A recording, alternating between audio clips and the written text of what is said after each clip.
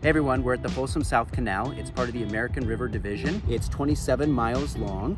It provides water for agricultural purposes and irrigation districts in the area, all part of the bigger Central Valley project. So it's a key piece of what the Bureau of Reclamation manages. Today, we're out here flying drones. We're doing some proficiency flights with our Technical and Engineering Services Division. We've got like a crazy vertical takeoff and landing drone called a Wingtra, and that's for surveying land and creating interesting topographical imagery to where we can see how things are so we can make better, more informed decisions. It can cover so much more ground than we can. Depending on the accuracy that we're looking for, depending on what we're trying to get out of it, it could take us a week to cover a large plot of land, where we might be able to do the same thing in a day or two with the Wingtra.